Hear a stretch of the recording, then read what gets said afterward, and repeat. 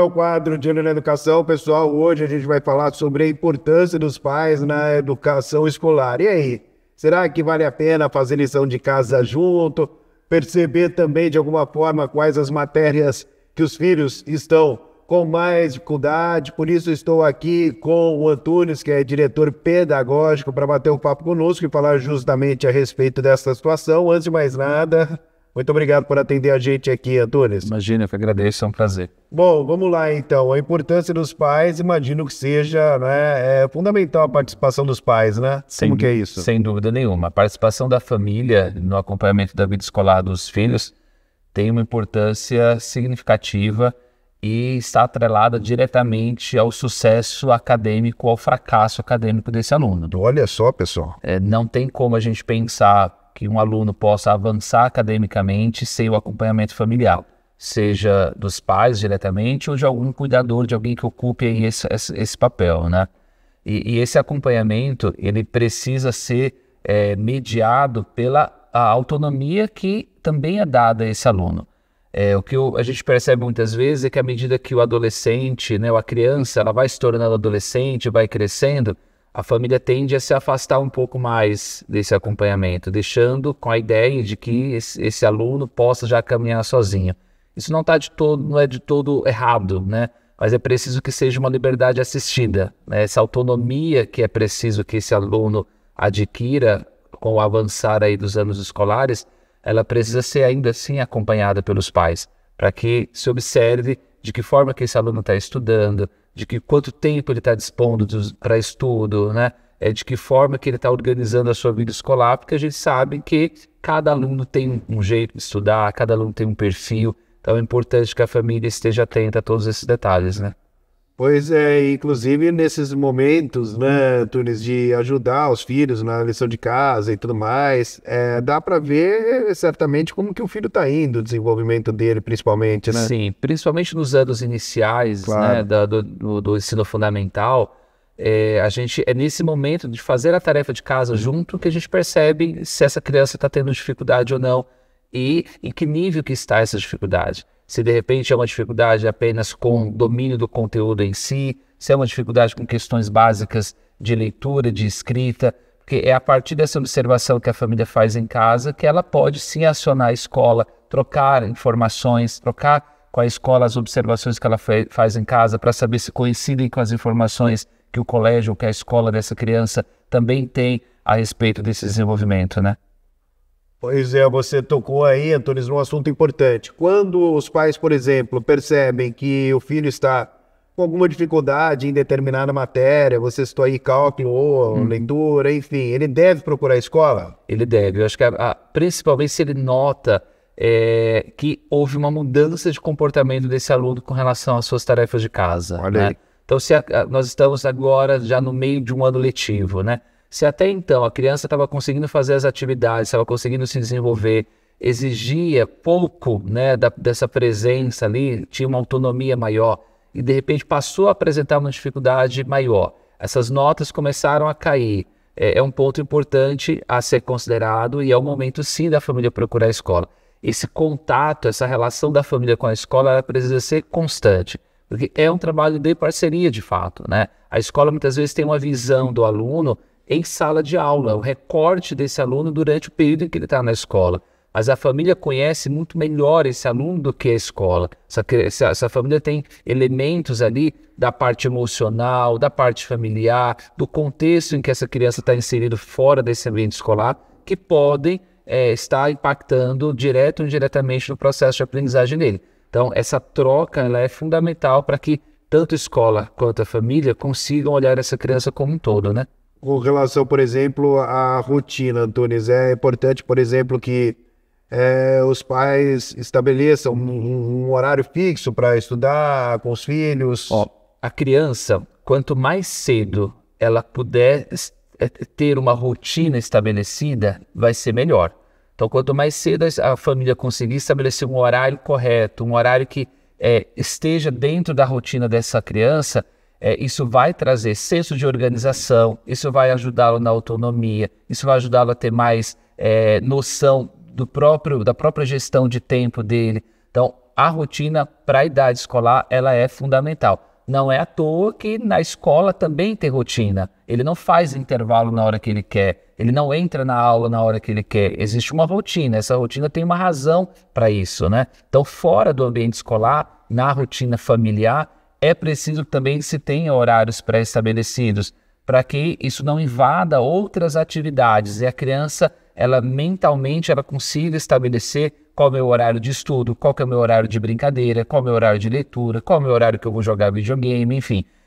A rotina ela é fundamental nessa faixa etária para se consolidar aí uma identidade mais segura e mais autônoma. Eu estava dando uma olhadinha aqui nas anotações, por exemplo, caso as crianças não queiram, por exemplo, a ajuda dos pais. Não quero fazer lição de casa com meu pai, com a minha mãe, enfim. E aí, qual que é o procedimento? Não quero sua ajuda, tal. Eu acho que vale sempre o voto de confiança, né? E a família conhece o aluno melhor do que ninguém. Então, eu permito que essa criança faça a atividade sozinha, mas eu quero ver depois. Então tá, eu não vou te ajudar a fazer, mas eu quero que você me mostre ao final da atividade, eu quero ver o que você produziu dessa atividade. É o momento ali de conferir se a criança de repente foi para um caminho completamente errado do que se pedia na atividade, né? Ou se não, se a criança está correspondendo positivamente, e aí vale sim o incentivo, vale sim aí o reforço positivo para que essa criança de fato consiga caminhar com as próprias pernas. A ideia do acompanhamento não é fazer pela criança, não é fazer pelo aluno, é estar ao lado. Perfeito. Né? É dar ferramentas para que ele consiga se desenvolver e, óbvio, quando ele não conseguir, ele também não se sentir sozinho ou desamparado. Então, há que se diferenciar muito bem isso, né? Mas eu acredito e eu sou muito a favor desse desenvolvimento da autonomia. É importante a gente dar essa autonomia, porém, cobrar uma correspondência a essa liberdade que foi permitida nesse momento, né? Você tocou num assunto super importante, Antônio, porque muita gente pode pensar: puxa vida, mas se eu ajudar meu filho na tarefa da escola, na lição de casa, tal, vou fazer por ele. Não é isso, né? Não é. Tem muitas... As pessoas confundem mesmo. Sim.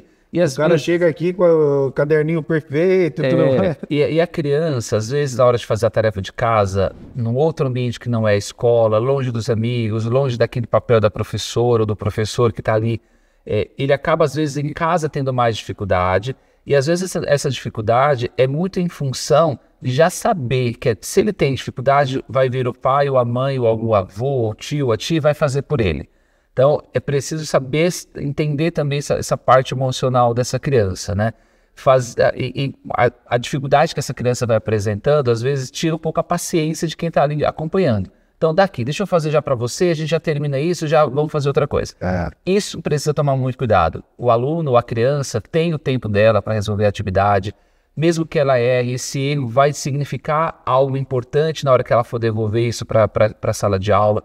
Então, deixa vir com o erro, né? Deixa apresentar as dificuldades, porque é na dificuldade que a gente aprende. Se todas as vezes que eu for ajudar a criança ou o aluno a fazer uma tarefa de casa e eu corrigir todos os erros dele ali, ele não aprende. Quem fez foi eu, não foi a criança, né? Então, é muito importante que a criança passe por esse processo. Claro, a gente está falando de crianças de ensino fundamental 1, de 6, 7, 8 anos de idade.